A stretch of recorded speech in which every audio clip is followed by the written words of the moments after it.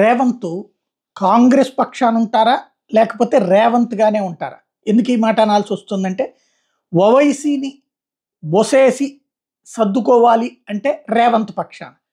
అలా కాకుండా Owaisi and team మీద చర్యలు తీసుకోవాలి అంటే కాంగ్రెస్ ప్రభుత్వం తరపున ఉండాలి. గతంలో కిరణ్ కుమార్ రెడ్డి చేసి చూపించారు. ఇప్పుడు తాజాగా సరే మిగతా టైంలో విడిగా అక్కర్లేదు, ఏ గొడవలు అక్కర్లేదు. కానీ నాంపల్లి ఎంఐఎం ఎమ్మెల్యే హుస్సేన్ అనుచరులు కాంగ్రెస్ పార్టీ నాంపల్లి అభ్యర్థి ఫిరోజ్ ఖాన్ మీద గొడవ పడ్డారు. సీసీ రోడ్డు విషయంలో గొడవ తలెత్తడంతో అక్కడికి చేరుకున్నటువంటి ఫిరోజ్ ఖాన్ మీద ఎమ్మెల్యే అతని అనుచరులతో వచ్చి ఫిరోజ్ ఖాన్ మీద దాడికి పాల్పడ్డారు. రాళ్ల దాడి జరిగింది. సౌత్ జోన్కి సంబంధించిన డీసీపీ టాస్క్ ఫోర్స్ పోలీసులు సంఘటన స్థలానికి చేరుకుని ఇరు వర్గాలను సంజాయించి అక్కడి నుంచి పంపించారు. కానీ కేసు ఏం చేస్తారు? స్వయంగా ఈ పార్టీకి సంబంధించినటువంటి వాళ్ళ మీదనే జరిగింది. ఏం చేస్తారు చూడాలి.